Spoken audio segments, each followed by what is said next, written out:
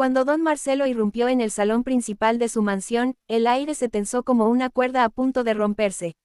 Sus invitados, políticos, empresarios, jueces y socios, ya estaban acostumbrados a sus excentricidades, pero esa noche parecía especialmente decidido a humillar a alguien. Llevaba una copa de vino en una mano y un sobre en la otra.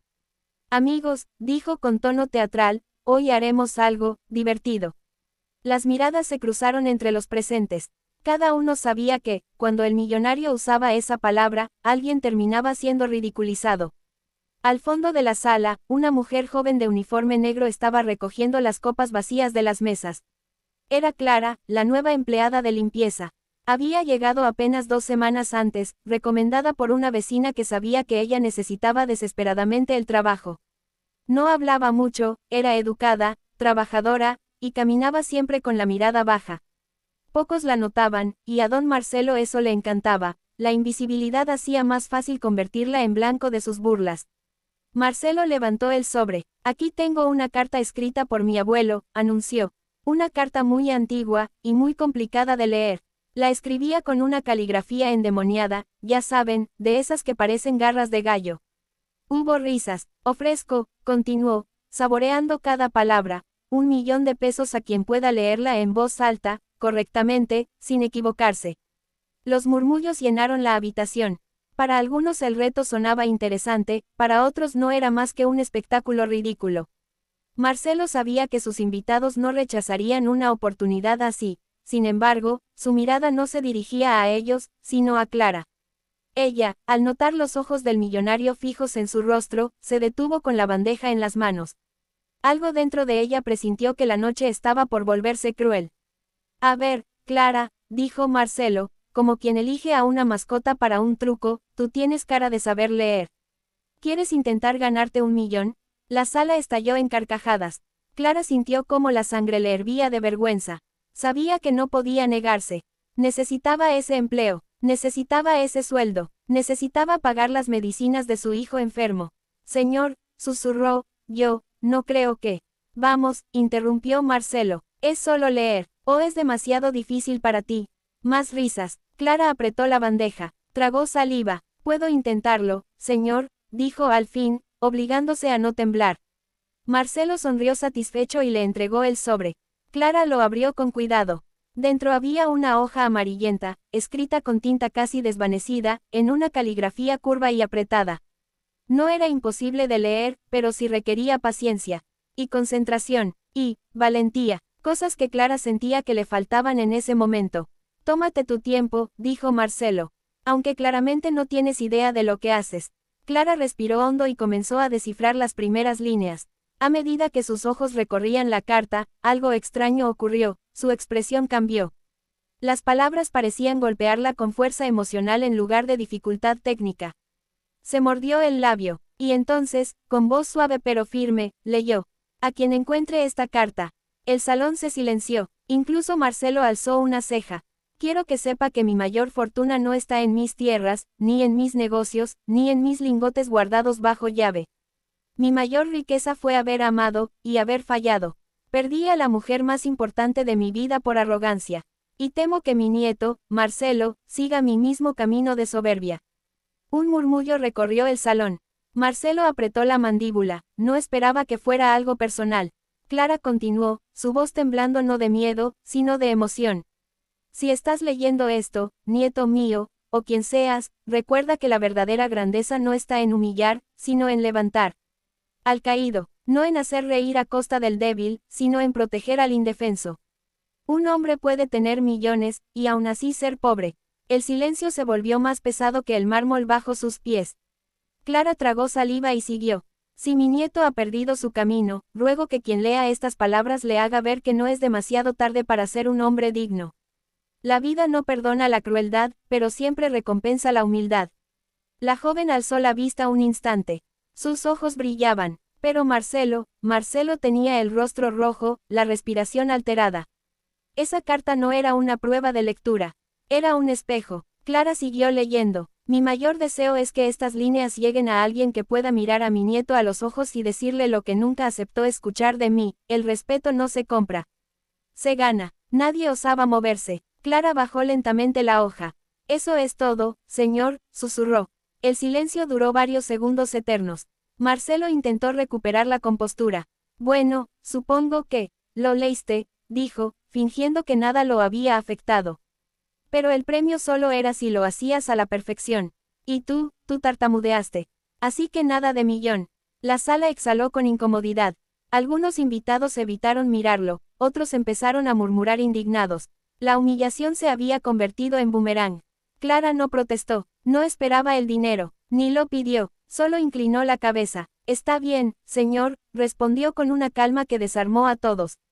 Marcelo soltó una risa nerviosa y se sirvió más vino. Pero entonces, una voz grave se alzó desde el fondo. Yo creo que Clara se ganó más que 1 millón esta noche, dijo el juez Ramírez, uno de los hombres más respetados del país. Se ganó nuestro respeto. Varias cabezas asintieron. Clara se sonrojó. Y tú, Marcelo, continuó el juez, deberías escuchar a tu abuelo por una vez en tu vida. Marcelo abrió la boca para responder, pero otra persona lo interrumpió, su propio socio financiero, el señor Beltrán. Cuando un hombre ridiculiza a una trabajadora humilde frente a todos, dijo, demuestra exactamente la clase de persona que es. Creo que es momento de revisar nuestras inversiones contigo. Más murmullos, más miradas frías. Marcelo sintió un sudor helado recorrer su espalda. Aquella carta, leída por una mujer que él había intentado humillar, estaba destruyendo poco a poco el pedestal sobre el que había construido su imperio. Basta, gritó, perdiendo el control. No voy a permitir que me sermonen en mi propia casa. Clara dio un paso atrás, asustada por el estallido. Pero fue entonces cuando sucedió algo que heló la sala por completo. El mayordomo, don Federico, que llevaba 40 años sirviendo a la familia, avanzó lentamente y se plantó frente a Marcelo. Señor, dijo con una voz firme que nadie le había escuchado antes, su abuelo me pidió que guardara esa carta hasta que llegara el momento adecuado. Y hoy, al ver cómo trató usted a esta joven, supe que ese momento había llegado. La copa en la mano de Marcelo tembló.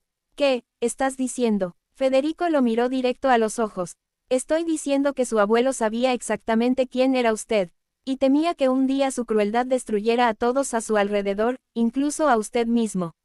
El color desapareció del rostro del millonario. Por primera vez, no tenía palabras. Clara sentía que debía marcharse, pero nadie la dejó. Algunos invitados se acercaron a ella, ofreciéndole consuelo, respeto, incluso disculpas por haber presenciado la humillación previa sin intervenir. El juez le puso una mano en el hombro. Hija, ¿cuánto ganas aquí? Clara dudó en responder. 8.000 al mes, señor. El juez bufó indignado. Te ofrezco un trabajo mañana mismo, con un sueldo doble y mejores condiciones. Gente como tú vale oro. Los ojos de Clara se llenaron de lágrimas. Gracias, de verdad. Marcelo vio cómo su poder social se desmoronaba frente a él. Y la causa era una simple carta, y una mujer humilde que había leído cada palabra con una honestidad que él jamás había tenido en su vida. Todos fuera de mi casa, gritó finalmente. Pero nadie se movió. El juez miró a Federico. Creo que deberíamos irnos todos juntos. Y dejarlo solo con lo que queda de su orgullo. La multitud empezó a retirarse, ignorando los gritos histéricos del millonario.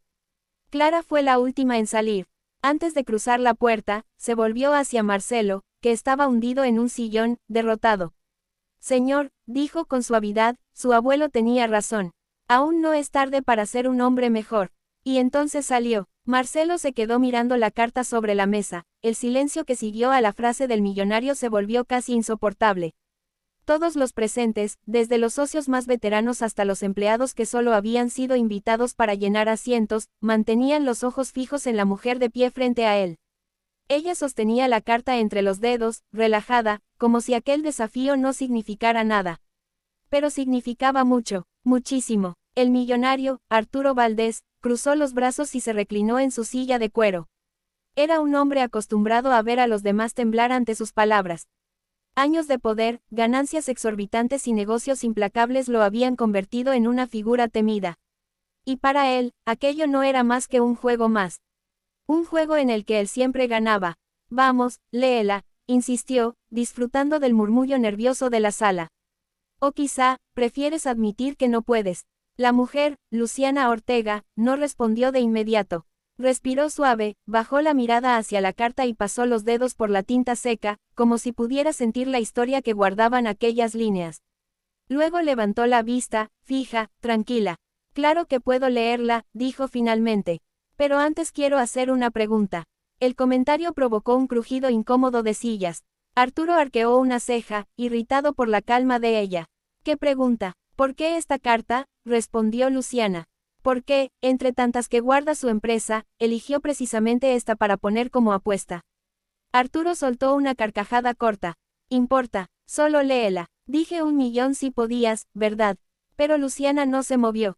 Permaneció allí, de pie, sosteniendo la carta tan frágilmente que parecía que podría romperse con un suspiro. Importa, contestó, porque esta carta no la escribió su secretaria, ni su contador, ni alguno de sus socios. Esta carta la escribió su padre. La sala entera se tensó. Varias cabezas se giraron hacia Arturo, quien frunció el ceño de inmediato. ¿Y cómo lo sabes?, preguntó, la voz más áspera de lo normal. Luciana dio un paso al frente. Porque reconozco la caligrafía, y porque he visto otras cartas suyas antes, las que usted mandó destruir.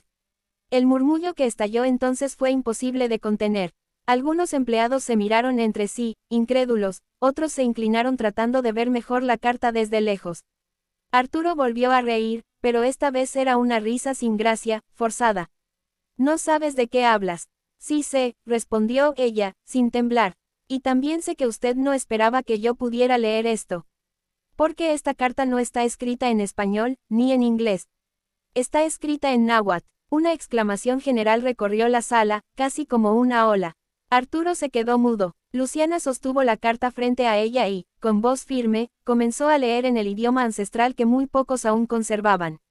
Las palabras sonaban a viento antiguo, a tierra húmeda, a secretos que no debieron guardarse. Luciana recitó línea por línea sin una sola pausa, sin tropezar, sin dudar. Y a medida que avanzaba, el rostro de Arturo se volvía más pálido, porque la carta, lejos de ser un simple texto, era una confesión. Su padre, hace años, había escrito aquellas palabras para suplicar perdón a alguien. Para abordar un hecho que siempre había mantenido oculto, que gran parte de la fortuna familiar se había construido sobre tierras robadas y acuerdos manipulados que habían arruinado a comunidades enteras. Cuando Luciana llegó al final, no había un solo sonido en toda la sala. Solo el eco de aquel silencio que parecía pesar más que el aire. Ella dobló la carta con cuidado. No se trata de si podía leerla, dijo. Se trata de por qué usted no quería que nadie más lo hiciera. Arturo intentó levantarse, pero se detuvo a medio camino, como si sus piernas hubieran perdido fuerza. Todos lo miraban, algunos con sorpresa, otros con decepción, otros con miedo. La muralla de poder detrás de la cual había vivido toda su vida empezaba a mostrar grietas. Devuélveme la carta, logró decir, aunque su voz salió opaca. No, respondió Luciana, guardándola en su bolso. Esta carta le pertenece a las personas que fueron afectadas por lo que aquí se confiesa. No a usted, tú no tienes idea de en lo que te estás metiendo, espetó Arturo. Luciana sonrió, una sonrisa leve, pero cargada de dignidad. Me metí en esto desde el día en que usted destruyó los documentos que probaban cómo su familia arrebató las tierras de mi bisabuelo. Recuerda ese caso, lo cerró con dinero, pero la verdad nunca desapareció. Un jadeo colectivo surgió de entre el público. Arturo retrocedió, como si las palabras lo hubieran golpeado físicamente. Tú, eres, la voz se le quebró. Soy Luciana Ortega, respondió ella. La nieta de la familia a la que su imperio borró del mapa. Arturo tragó saliva. Nadie se movía, nadie intervenía, ni siquiera los guardias, paralizados por el descubrimiento. Y no estoy aquí por $1.000.000, continuó Luciana. Estoy aquí para devolver la verdad al lugar al que pertenece. Cuando dio media vuelta y comenzó a caminar hacia la salida, parecía que llevaba siglos de justicia en cada paso. La sala entera seguía en silencio, como si nadie tuviera derecho a interrumpir ese momento. Pero justo cuando llegó a la puerta, Arturo gritó. Detente. Luciana se giró. ¿Qué quiere ahora, señor Valdés? Arturo se levantó con dificultad. Su rostro estaba desencajado, pero no por rabia, sino por algo más cercano al miedo. ¿Qué vas a hacer con esa carta? Ella sostuvo su mirada. Lo que usted debió hacer hace décadas, entregarla a quienes merecen la verdad. Y no se preocupe, agregó. No es venganza, es justicia. Arturo bajó la vista. Por primera vez, parecía pequeño. Derrotado, humano. Pero antes de irse, Luciana añadió. Y sí, gané la apuesta. Puedo leer la carta, pero no quiero su millón. Prefiero que lo entregue a las comunidades que su familia perjudicó. Eso, si realmente quiere demostrar que es distinto a lo que su padre escribió aquí. La puerta se cerró tras ella. Y la sala estalló en voces, susurros, miedo. Arturo Valdés seguía sin moverse. Porque por primera vez en toda su vida, alguien le había arrebatado el poder sin levantar la voz.